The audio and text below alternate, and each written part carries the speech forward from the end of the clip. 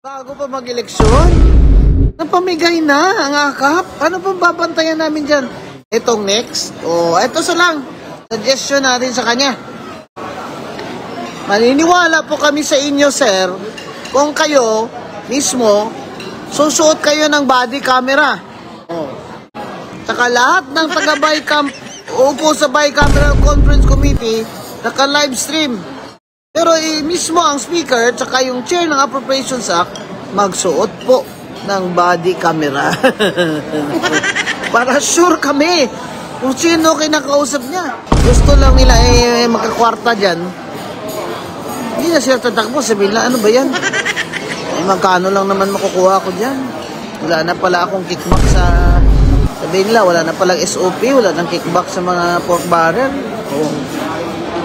Para ano? So yung tatakbo na lang yung mga walang interest sa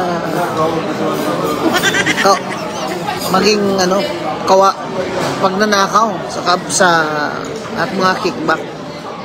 Magandang araw po sa inyo lahat. Reaction ng BPH nagbabalik. Napakaganda ho ng pag-uusapan natin ngayon. Mga ka-update, wala pong iba kundi nga itong bicameral report kung saan iniskam ang taong bayan at kailangan ng i-public. And mga ka-update, dito po, nagsalita ho, ito pong si Atty. Rowena Guanzon patungkol nga dito sa bicameral report na dapat talagang publiko ang mga budget ng ating bayan. Mga ka-update, kasi marami po sa ating budget.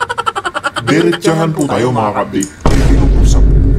Binubulsa po ng maraming politiko at ang tax ng mga taong bayan. Pero mga ka-update, totoo po yan. Huwag na po tayo magmaang-maangan mga ka-update. Alam naman po natin yan na pag may mga malalaking politiko dyan na hindi po natin kayang banggitin ang pangalan, kung saan alam na po talaga natin na may mga nagbubulsa sa kaban ng bayan. Diba mga ka-update? Dito po mga ka-update, isisibalat po ni Atty. Rowena Guanzon kung sino-sino nga ba ang kailangang managot. Mga update, pakinggan po natin ang magiging pahayag niya. Governance, yan. Oo, yun siya. Ay, politika na, layo pa. Hindi malayo. 3 years na nga nakaupo dyan si Kwan yung best friend nyo. 3 years na siya nakaupo. Ang dami pa rin problema na pinangako niya. Oh, di ba? Kahit anong gawin niya sa bigas, hindi talaga pwedeng 20. Tsaka, ayun, nag-increase ang gasolina. Nagulat ako, ha? Laki ng increase, ha? 5 pesos. 5 pesos? Grabe, no?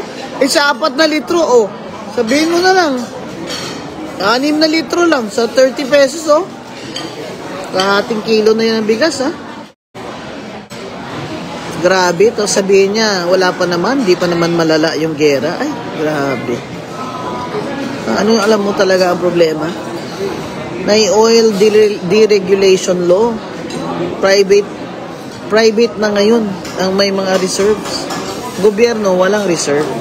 So, ano yung pwede niyang gawin? Yung BBM, pwede niya na lang gawin, magbigay siya ng subsidy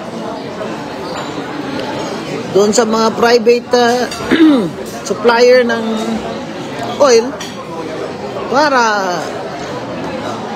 hindi taas ang presyo.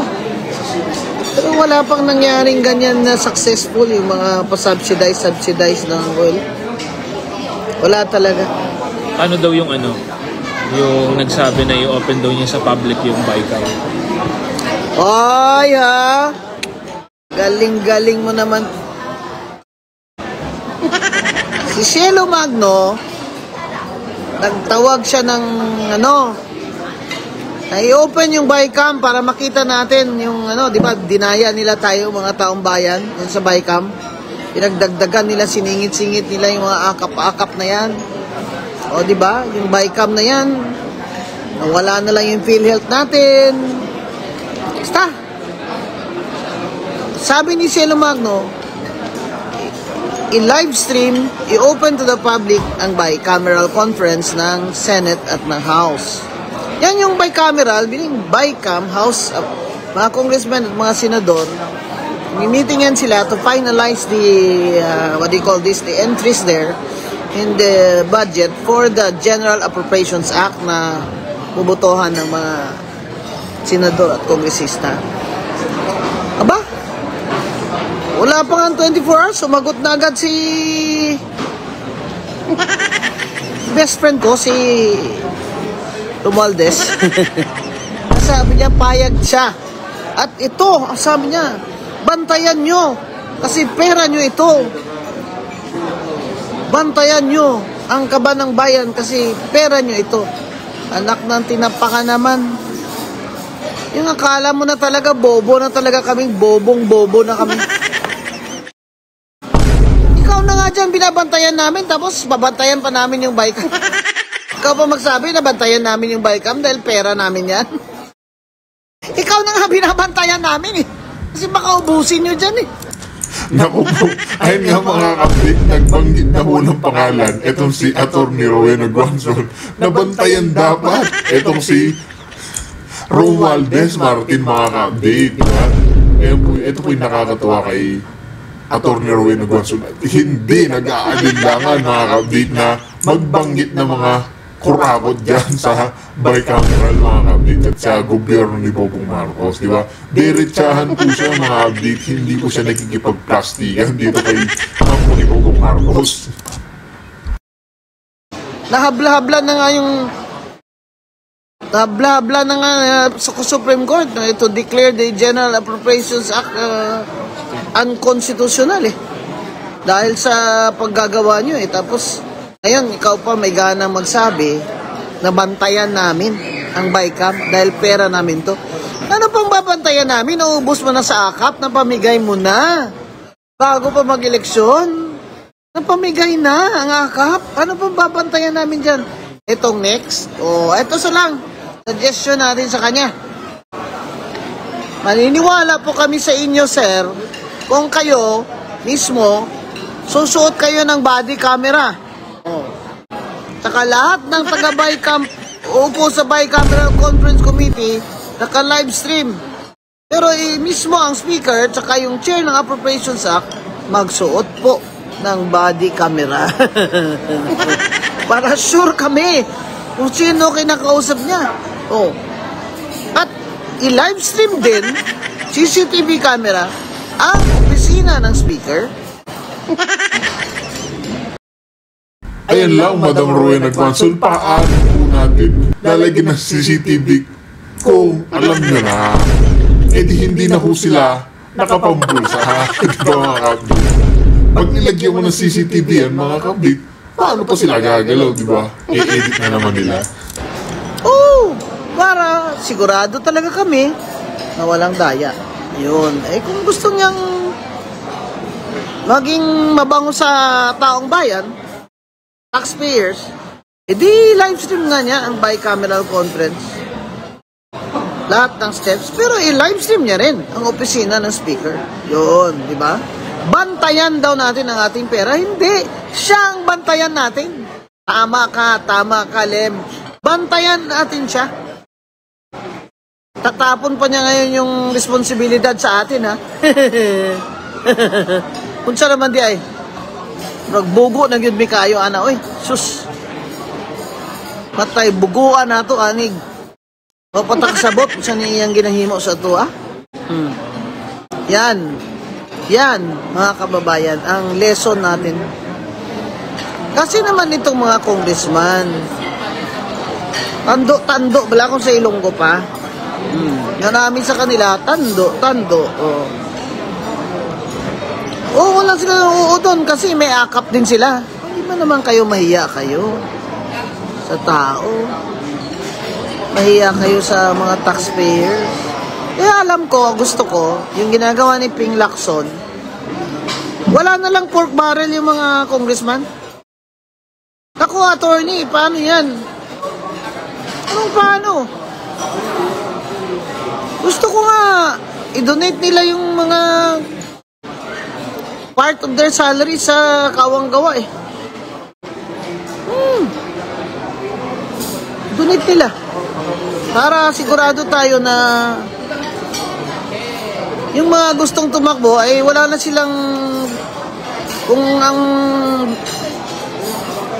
gusto lang nila ay magkakwarta dyan, hindi na sila tatakbo. Sabihin na, ano ba yan?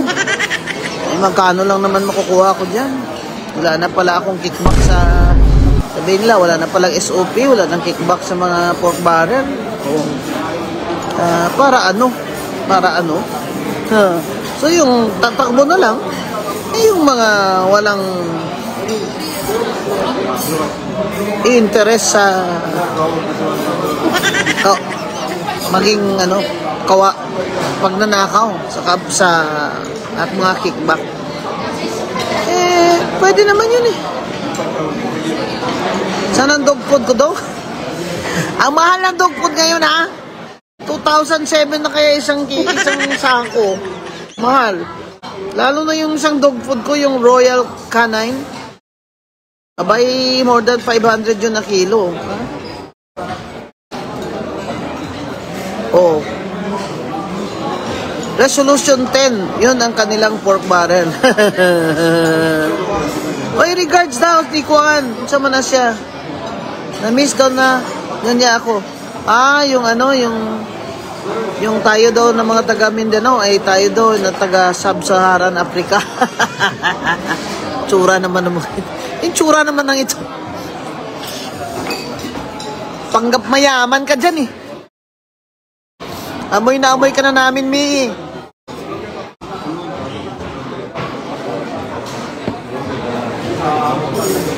Yun, mga baga kahit nawungi. Muna'y ganahan na ako Cebuano ba? Kaya very crispy. Ang Cebuano is a very crispy language. Kanang makaulaw. Yan, nakakahiya. Bagag naong, makapal ang mukha.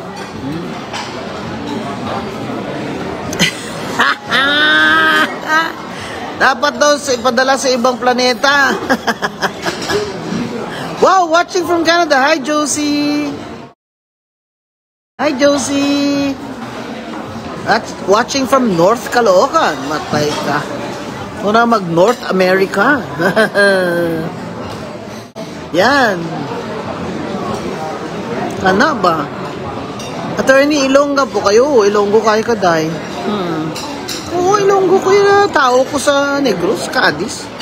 Pero, Cebuana po kung dako. Kay Siliman man ko nag-high school. Yan, ako mga amiga, mga Bisaya. Yan. Sobra pa sa baga, attorney, oh. Itaw dong. Bagaan lang na wong, eh. Balo na biyata ng tao nga, pagkasinghot-singhot sila. Nya, di pag yun, akuon, di pag yun, ayaw umamin, eh. Tsaka, bakit ang baba nung yuko-yuko niya doon nung sinusunog yung shabu? Baba ng baw niya, parang hapon, ah. Kasi naamoy niya yung yung usok ba? Sayang eh. Yung cocaine po, hindi po yan sinusunog. Sinisinghot. Huwag kayong mag-alala. Lahat naman may panahon. Yung iba dyan, gusto mag-presidente. Kaya ngayon, pag-good luck siya. Pag good boy siya. Yeah. Open ang bycam, ha? I-open. Kaya wala naman. Sa pamaya mo open nun diya. Kaya naubos naman. Kanya. Wala. Gasto naman niyang akap. Oh, Alberta. Taga-Alberta, Canada. Katok, kaayo na siya. Katok lagi. Udagan lagi og presidente. That's why. So, you watch out. Santayan nato ni siya. Kay 3 years. In 3 years, ano pa kaya mga kababalaghan dyan ang gagawin niya sa pera ng taong bayan? Alam mo, talaga ayaw ko dyan. Yung he is treating us as if stupid na takaayo ba? This guy must think we're really stupid. he is all-powerful, ang feeling niya, Diyos na siya ba? Yung may hangganan naman lahat eh. May hangganan naman lahat. Hindi naman lahat ng panahon may kapangyarihan ka. Halos wala nang lalaban. Paano naman lalaban? Pinapadisqualify nila.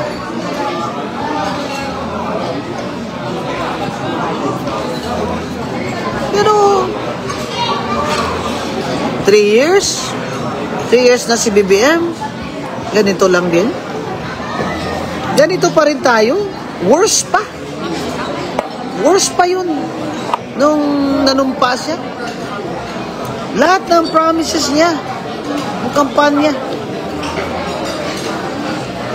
wala siyang tinupad. Ano? After 3 years? Makakabawi pa ba sila sa atin, sa taong bayan? Mapataas pa ba niya ang sahod? Kung bababa ba niya ang presyo ng pagkain? Ang presyo ng langis? Gasol? Jeepney? Bus? Ang mga MRT ba ay magiging accessible sa mga may kapansanan? Yung elevator ba ng mga MRT ay gagana in 3 years para sa mga naka-wheelchair at mga pilay at mga matatanda? Eh, yung concentration nila sa next 3 years, eh paano sila makakuha pa ng mas maraming kwarta para ibuhos nila sa sunod na eleksyon? In the meantime, more than 2 million Filipinos walang trabaho. Prices of food and goods and basic commodities are high. Walang effort at all. Walang effort to invite new capital, new investments. Peace and order is bad. Kaya, sino naman ang gusto mag-invest sa Pilipinas at gusto mag-tourist sa Pilipinas na ganito na naman ang ating peace and order situation ay bad. Kaya yung tourism sa Asia, pinakulelat na ang Pilipinas. Yung pagkulelat, walang tourist na pumapasok. Walang maliliit na negosyo dyan na mabubuhay. Maraming nagbibenta dyan, ang tinda-tinda lang dyan. Ang mga beach resort, ang mga tourist sites, awa na. Peace and order is bad. Smuggling is on. Hindi pa rin bumababa presyo ng bigas. Sasabihin nila, inflation rate is low. Ganyan. 1 digit na lang. Kamo. But the poor, they feel it. They feel it. Kahit sabihin mo 5% na lang ang inflation. They feel it. Gasolina. So ano pong gawin natin, attorney, sa 3 years? Bantayan natin sila. Bantayan natin sila. At huwag kayong matatakot na magsalita o mag-express dyan sa social media nyo ng mga kasamaan sa gobyerno because that is your right. Freedom of speech ka na. Basta focus lang tayo sa pagbabantay ng ating kaban ng bayan at ang mga pag-abuso ng ating presidente at mga may kapangyarihan.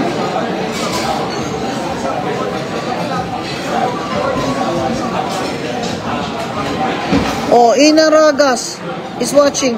Alam mo, familiar yung pangalan mo, Ina. Ragas, may classmate ba akong Ragas? Zaldi, hello, Efren from Davao City. Amping, Zaldi, hi Joy P. Pabiktim-biktim na sila karon. Attorney, tsakto ka. Josie.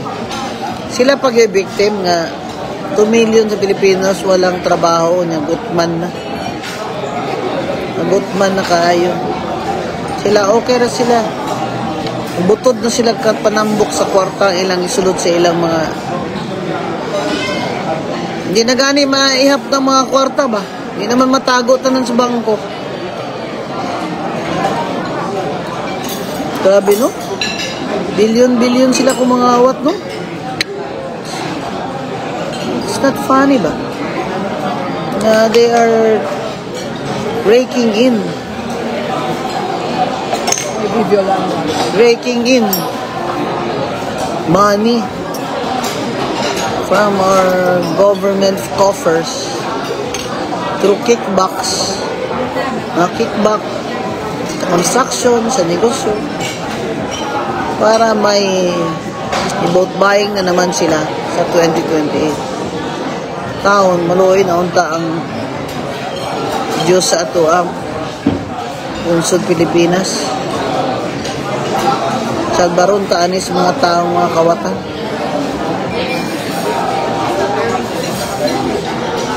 Hello, swimming team!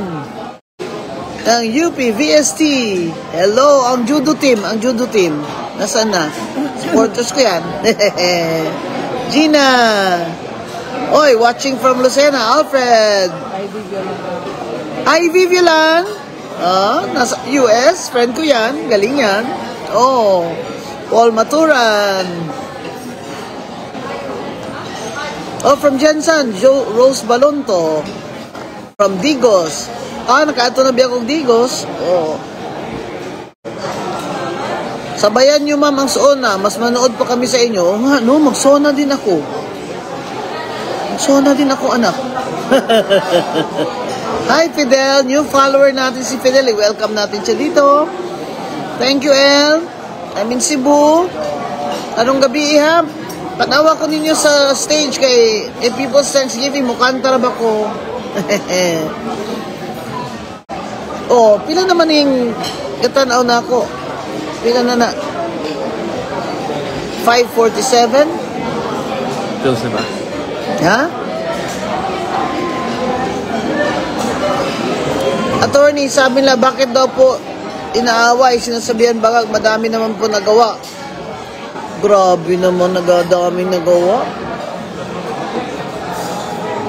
Ano ba nagawa niya? Maharlika funds?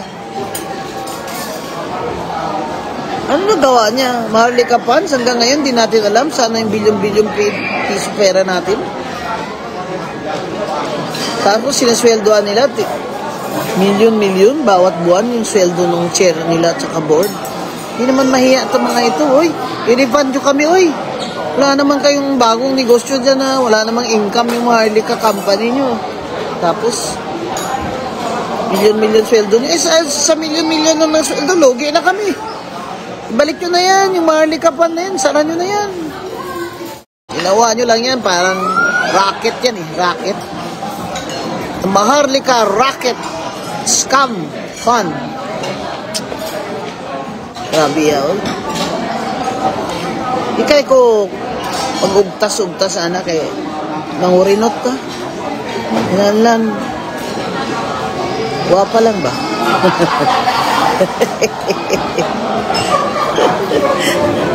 Hello, Sepjo from Cagayan de Oro.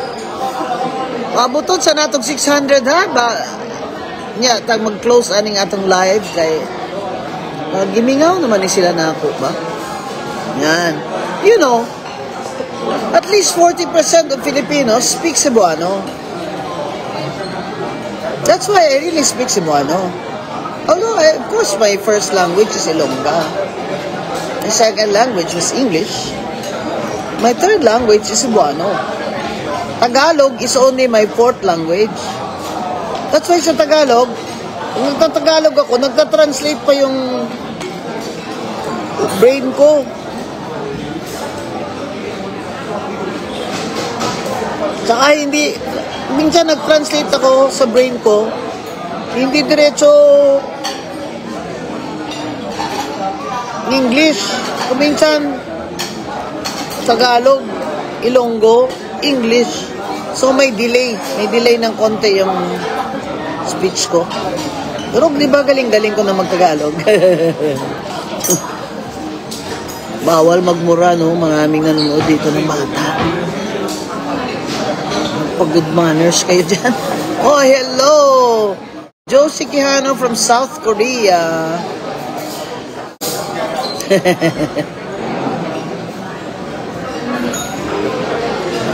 Attorney, nakakabingi, nakatahimikan na ang mga politicians na lumalaban sa corruption. Mukhang focus na lang sila sa alam nyo. Dati, call out nila yung corruption. Ngayon, hindi na. Pansin nyo. Kasi upo din sila eh. Tatanggap din sila doon. May AX din sila doon. May akap-akap din sila doon. Chito! Di ako bangag.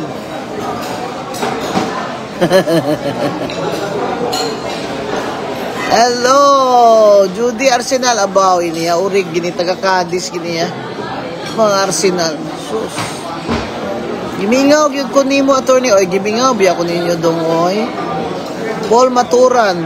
Ni classmate po ko ato, Maturan po. Sa high school, Siliman High School. Hello, taga Kabangkalan, Benedict. Guanzon Street, Dras Kabangkalan. Is named after Kapitan Maximiano Guanzon, who led the revolt against Spain. With his son, Mateo I. That's why it's Kapitan Maximiano Guanzon Street. He is my great-great-grandfather. Oo, mo na lagi ko diya sa Bohol. Hindi ko man ako, classmate ako si Mayor LV Relampagos. Yan. Maing buntag, Asteroy. Hello, Toto. Tata.